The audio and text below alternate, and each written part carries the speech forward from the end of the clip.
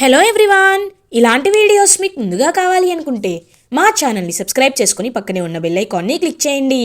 Upcoming రివ్యూలోకి వెళ్ళిపోదాం. Episode start అవ్వగానే వసుధార లెటర్లో రాసిన అడ్రస్కి రీచ్ అవుతుంది. వసుధార రిషి సార్ కనిపిస్తారేమోనని చుట్టుపక్కలంతా వెతుకుతూ ఉంటుంది. కానీ అప్పుడే వసుధార అని శైలేంద్ర వసుధార ముందు వచ్చి నించుంటాడు. వసుధార ఒక్కసారిగా షాక్ అయిపోతుంది. ఈ బ్రేస్లెట్ పంపించింది నువ్వేనా అని అడుగుతుంది వసుధార. అవును నేనే, రిషి నా కంట్రోల్లోనే ఉన్నాడు. నువ్వు ఇంకా మారం చేస్తూ మొండికేస్తూ ఎండి సీట్లోనే కూర్చుంటాను అంటే రిషి అక్కడ పైకి పోతాడు. ఇప్పుడు కేవలం బ్రేస్లెట్ మాత్రమే కొరియర్ వచ్చింది. ఒకవేళ నువ్వు ఇంకా మొండికేస్తే రిషి చెయ్యి వస్తుంది అని అంటారు శైలేంద్ర. వెంటనే శైలేంద్ర కాలర్ పట్టుకుంటుంది వసుధార. ఏయ్ రిషి సార్ని ఒక్క మాట అన్నావో అని కాలర్ పట్టుకుంటుంది వసుధార. చూడు వసుధార, నువ్వు ఇలా బిహేవ్ చేస్తే అక్కడ రిషికి ఏదైనా జరగకూడదు జరుగుతుంది అని అంటారు శైలేంద్ర. వెంటనే వసుధారకు చాలా కోపం వచ్చి శైలేంద్రని ఈడ్చుకొని వెళ్ళి పక్కనే ఉన్న చెరువులోకి తోసేస్తుంది వసుధార. ఏయ్ వసుధార అని అంటాడు శైలేంద్ర. నీకు ఇదే కరెక్ట్, రిషి సార్ని నువ్వేమి చేయలేవు, నాకు తెలుసు అని చెప్పి అక్కడి నుండి వెళ్ళిపోతుంది వసుధార. ఇది ఇలా ఉండగా ధరణి వసుధారకి కాల్ చేస్తుంది. అప్పుడే వసుధార కార్లో డ్రైవ్ చేస్తూ వస్తూ ఫోన్ చూస్తుంది. ధరణి ఫోన్ని లిఫ్ట్ చేస్తుంది వసుధార. హలో మేడం అని అంటుంది. వసుధార, నీకు ఒక విషయం చెప్పాలి అని అంటుంది.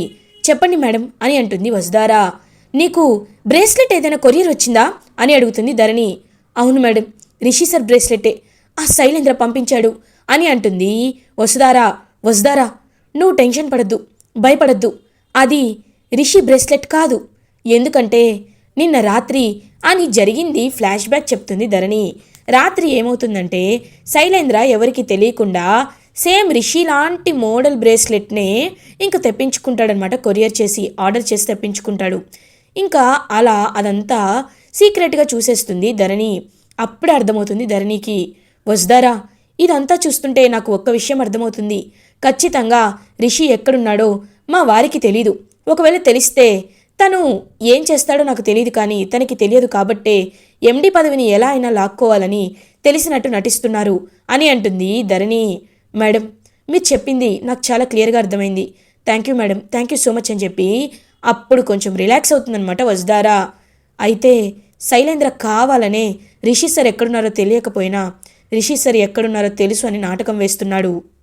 కానీ ఇప్పుడు బోర్డ్ మీటింగ్ అని ఆలోచిస్తూ కాలేజ్కి బయలుదేరుతుంది వసుధార. ఇది ఇలా ఉండగా బోర్డ్ మీటింగ్ టైం అయిపోవడంతో ఎంతకీ వసుధార రాకపోవడంతో దేవయాని చాలా హ్యాపీగా ఫీల్ అవుతుంది. అప్పుడే బోర్డ్ మెంబర్స్ అందరూ, సార్ వసుధార మేడం టైంకి వస్తుంది అన్నారు, మరి ఇప్పుడు మీటింగ్ స్టార్ట్ అవ్వాల్సిన టైం అయ్యి హాఫ్ అన్ అవర్ అవుతుంది, అయినా ఎందుకని వసుధార మేడం రాలేదు, ఏదైనా ప్రాబ్లమా అని అడుగుతారు కొంతమంది బోర్డ్ మెంబర్స్. ఇంకొంతమంది అయితే అందుకే కరెక్ట్ వాళ్ళని ఎండీగా పెట్టాలి అనేది. ఇప్పుడు చూడండి ఆవిడ ఏం చేస్తున్నారో ఆవిడకే అర్థం కావటం లేదు. తనకి నచ్చినప్పుడు వస్తున్నారు, నచ్చినప్పుడు వెళ్తున్నారు, ఏంటిదంతా అని చెప్పి కొంతమంది బోర్డ్ మెంబర్స్ అంటారు. సార్ మేము తనకి కంటిన్యూస్గా కాల్ ట్రై చేస్తున్నాం, తనేదో అర్జెంట్ వర్క్లో ఉండుంటుంది అని అంటారు మహేంద్ర. అయితే ఈ మీటింగ్ని రేపటికి పోస్ట్పోన్ చేసుకుందాం సార్ అని బోర్డ్ మెంబర్స్ అందరూ లేచి బయలుదేరబోతూ ఉంటారు. ఆగండి అని అంటుంది వసుధార. డోర్ వైపు చూసేసరికి వసుధార కనిపిస్తుంది. వసుధార అలా బోర్డ్ మీటింగ్కి వస్తుంది. అది చూసిన దేవయాని ఒక్కసారిగా షాక్ అయిపోతుంది. లేట్గా వచ్చినందుకు నేను మీకు సారీ చెప్తున్నాను. My sincere apologies to you, please you may seat అని చెప్పి మీరు కూర్చోండి అని చెప్పి చెప్తుందనమాట వసుధార. అందరూ ఎవరి సీట్లో వాళ్ళు కూర్చుంటారు. వసుధార చెప్పడం స్టార్ట్ చేస్తుంది. ఈ బోర్డ్ మీటింగ్ యొక్క ప్రధాన ఎజెండా ఏంటి అంటే మిషన్ ఎడ్యుకేషన్ డెవలప్మెంట్ అండ్ మన కాలేజ్లో క్వాలిటీ ఆఫ్ ఎడ్యుకేషన్ని ప్రొవైడ్ చేయడం. క్వాలిటీ ఆఫ్ ఎడ్యుకేషన్ అనేది మన కాలేజ్లో దొరుకుతుందని చాలామంది సొసైటీలో నమ్ముతారు. వాటిని మనం పైకి తీసుకువెళ్ళాలి.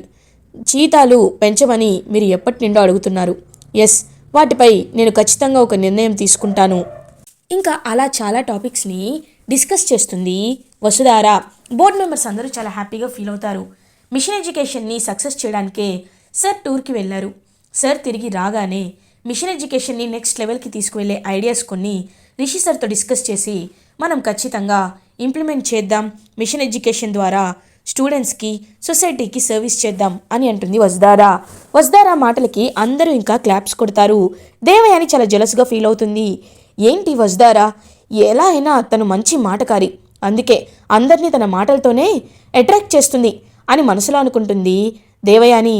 మేడం, నిజంగా మీ ప్రజెంటేషన్ చాలా బాగుంది, ఖచ్చితంగా రిషి సార్ వచ్చాక నిర్ణయాలు తీసుకోండి మేడం అని చెప్పి బోర్డ్ మీటింగ్ చాలా సక్సెస్ఫుల్గా కండక్ట్ చేసి అక్కడి నుండి వెళ్ళిపోతారు బోర్డ్ మెంబర్స్. అమ్మ వసుధార, నిజంగా నువ్వు చాలా గ్రేట్ అమ్మా అని చెప్పి ఫణీంద్ర అంటారు. ఇంకా వసుధార సైలెంట్గా ఉంటుంది. మహేంద్ర, వసుధార, నేను నీకు చాలాసార్లు కాల్ చేశాను, ఎక్కడికి వెళ్ళావమ్మా అని అడుగుతారు. ఇంకా ఫణీంద్ర వైపు చూస్తుంది వసుధార. ఇప్పుడు ఈ విషయం ఎలా చెప్పాలి అని మనసులో అనుకుంటూ, ఏం లేదు సార్, చిన్న పనుంటే బయటికి వెళ్ళాల్సి వచ్చింది, ఫోన్ సైలెంట్లో ఉంది అని అంటుంది వసుధార. ఏదైతే ఏమైంది మహేంద్ర, వసుధార మీటింగ్కి వచ్చింది, మీటింగ్ని సక్సెస్ చేసింది, అదే మనకి చాలు అని హ్యాపీగా ఫీల్ అవుతారు ఫణీంద్ర. దేవయాని కోపంగా ఉంటుంది. ఏంటి అలా చూస్తున్నావు, మీటింగ్ అయిపోయింది, రా వెళ్దాం అని దేవయాని అండ్ ఫణీంద్ర ఇద్దరు ఇంకా ఇంటికి వెళ్ళిపోతారు. వసుధారాని అడుగుతారనమాట మహేంద్ర. అమ్మ వసుధార, ఇందాక నువ్వేదో నిజాన్ని దాచిపెట్టినట్టు నాకు అనిపించింది, ఇప్పుడు చెప్పమ్మా ఏమైంది, మళ్ళీ ఏదేనా అని అంటారు మహేంద్ర. మనసులో వసుధార అనుకుంటుంది, ఇప్పుడు జరిగింది ఒకవేళ మావయ్యకి చెప్తే ఖచ్చితంగా మావయ్య ఆ శైలేంద్రని చంపేస్తాడు, అలా జరగకూడదు, శైలేంద్ర రిషి సార్ చేతిలోనే చావాలి, ఈ విషయాన్ని మావయ్య గారికి చెప్తే ఖచ్చితంగా టెన్షన్ కూడా పడతారు, నేను అలా చేయకూడదు అని మనసులో అనుకుంటూ, లేదు మావయ్య, నేను నిజమే చెప్పాను అని అక్కడి నుండి వెళ్ళిపోతుంది వసుధార. ఈ విషయాన్ని ఎవరితో షేర్ చేసుకోవాలి అని ఇంకా అనుపమ ముకుల్కి గుర్తుకు వస్తుంది వసుధారాకి. అనుపమ ముకుల్కి కాల్ చేసి జరిగిందంతా ఇంకా మీట్ అయ్యి చెప్తుందనమాట వసుధార. ఒక్కసారిగా ముకుల్ షాక్ అయిపోతారు. అంటే మేడం, రిషి సార్ తన దగ్గర లేకపోయినా ఉన్నట్టు మిమ్మల్ని నమ్మించి ఎండి పదవిని లాక్కోవాలనుకుంటున్నాడు, అంతే కదా అని అడుగుతారు ముకుల్. అవును సార్, అంతే అని అంటుంది వసుధార. మరి రిషిని శైలేంద్ర కిడ్నాప్ చేయకపోతే ఇంకెవరు చేసుంటారు అని అంటుంది అనుపమ. అదే మేడం, నాకు కూడా అర్థం కావట్లేదు, ఈ విషయం నేను మావయ్య గారితో చెప్పలేదు, చెప్తే ఖచ్చితంగా శైలేంద్రని ఈసారి చంపేస్తారు, అందుకే చెప్పలేదు అని అంటుంది వసుధార. మంచి పని చేసావమ్మా, అసలే మహేంద్రకి ఆవేశం ఎక్కువ, ఖచ్చితంగా రిషి సార్ ఎక్కడుంటారనే విషయం ఇప్పుడు శైలేంద్రకి తెలియకపోయినా ఎప్పుడొకప్పుడు తెలిసే అవకాశం ఉంటుంది, దానికోసం మనం ఎదురు చూడాలి.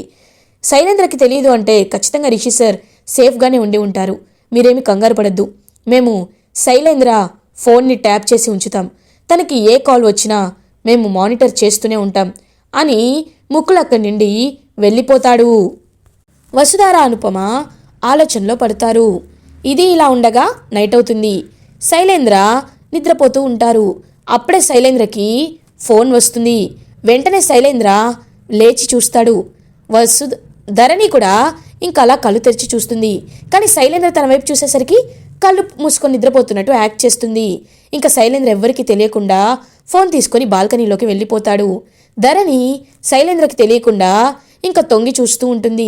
అప్పుడే శైలేంద్ర, రేయ్ ఏంటి, ఎవరు నువ్వు అని అడుగుతారు. సార్, మేము సార్ అని అంటారు. అర్థమవుతుందిరా, ఇప్పుడు ఫోన్ చేసావేంటి, అయినా ఇన్నాళ్ళు ఏమైపోయావురా, నేను నీ గురించి ఎంత టెన్షన్ పడ్డానో తెలుసా, ఇంతకీ నువ్వు కిడ్నాప్ చేసిన వాడు ఎలా ఉన్నాడు అని అడుగుతారు శైలేంద్ర. సార్, అతను ఎవరో కానీ చాలా టఫ్గా ఉన్నాడు సార్, ఎంతో మమ్మల్ని కొట్టి పారిపోవాలని ప్రయత్నించాడు, కానీ మేమే అతనికి లాస్ట్ మినిట్లో మత్తు ఇంజెక్షన్ ఇచ్చాం, ఇప్పుడు నిద్రపోతున్నాడు, ఆ విషయం చెప్పడానికే ఫోన్ చేశాను సార్ అని అంటారు ఆ రౌడీలు. గుడ్, మంచి పని చేశావు, నేను రేపొచ్చి మిమ్మల్ని కలుస్తాను అని అంటారు శైలేంద్ర. సార్, ఒకవేళ మీరు ఇక్కడికి వస్తే తను మిమ్మల్ని గుర్తుపడతాడేమో అని అంటారు రౌడీలు. రేయ్, నేను వేరే విషయాలు తెలుసుకోవాలి, అందుకే అక్కడికి వస్తాను, నువ్వేమీ కంగారు పడద్దు అని కాల్ కట్ చేస్తాడు శైలేంద్ర. వెనక్కి తిరిగి చూస్తాడు, అక్కడ ఎవ్వరూ ఉండరు. ఇంకా వెంటనే ధరణి పరిగెత్తుకుంటూ తన బెడ్రూమ్లోకి వెళ్ళి నిద్రపోతున్నట్టు నటిస్తూ ఉంటుంది. శైలేంద్ర లోపలికి వచ్చి ధరణిని చూస్తాడు. ధరణి ఏమీ తెలియనట్టు నిద్రపోతుందిలే అని ఇంకా శైలేంద్ర కూడా నిద్రపోతాడు. నాకు తెలుసండి, మీరు నేను నటిస్తే నమ్ముతారని, ఈ విషయం రేపు ఎలా అయినా వసుధారకి చెప్పాలి అని ఇంకా నిద్రపోతుంది ధరణి. ఇది ఇలా ఉండగా మార్నింగ్ అవుతుంది. వసుధార దగ్గరికి ముకుల్ వస్తారు.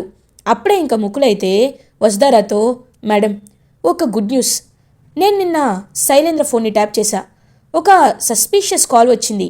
శైలేంద్రని లొకేషన్కి పంపించమని చెప్పారు. ఒక లొకేషన్కి రమ్మని లొకేషన్ షేర్ చేశారు. శైలేంద్ర మొబైల్ ట్రాక్లో పెట్టాను. మనకు ఆ లొకేషన్ తెలుస్తుంది. మనం కూడా ఆ లొకేషన్కి బయలుదేరాలి అని అంటారు ముకుల్ వసుధారాతో. ఖచ్చితంగా రిషి సార్ అక్కడే ఉండుంటారేమో అని చెప్పి వసుధార, అనుపమ, ముకుల్ ముగ్గురు కలిసి కార్లో ఇంకా వెయిట్ చేస్తూ ఉంటారు. ఎప్పుడెప్పుడు శైలేంద్ర బయలుదేరుతాడని వెయిట్ చేస్తూ ఉంటారు. అప్పుడే కరెక్ట్గా ధరణి కాల్ చేస్తుంది వసుధారాకి.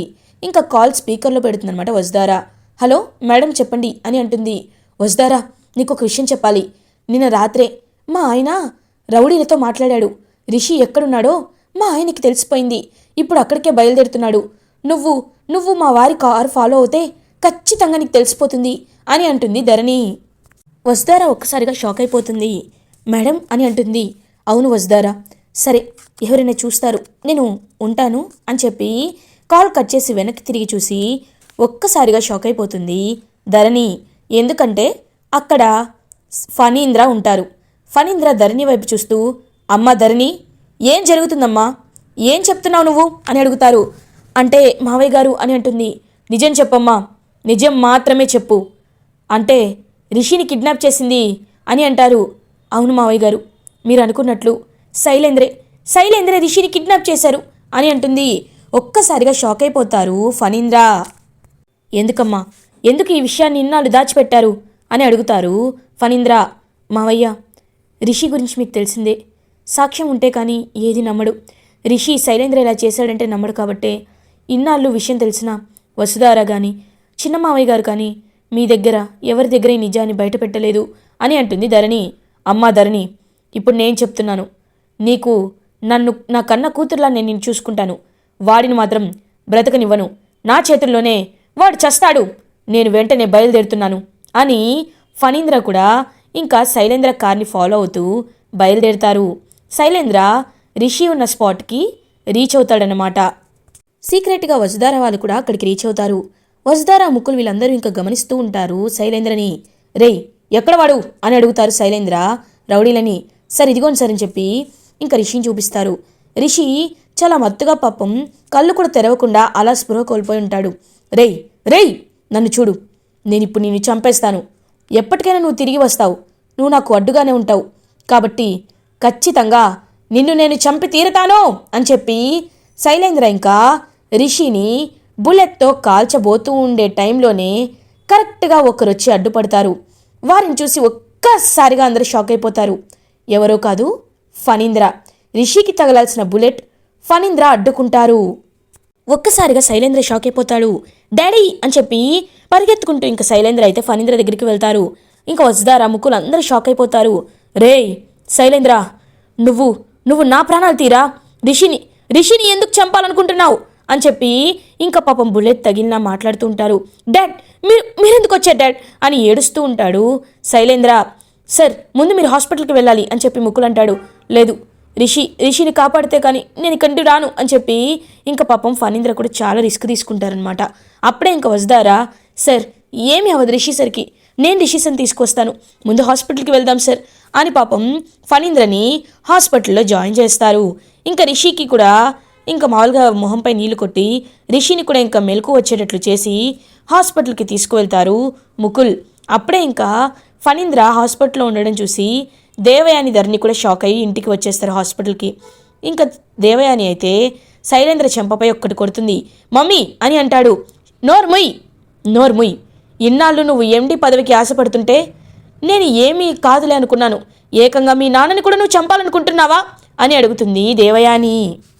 ఇంకా ముకుల్ సాక్ష్యాధారాలతో సహా, చూడండి మిస్టర్ శైలేంద్ర, మిమ్మల్ని మేము అరెస్ట్ చేయాలనుకుంటున్నాం అని ఇంకా అరెస్ట్ చేసి మరీ తీసుకువెళ్తారు ముకుల్ శైలేంద్రని పోలీస్ స్టేషన్కి.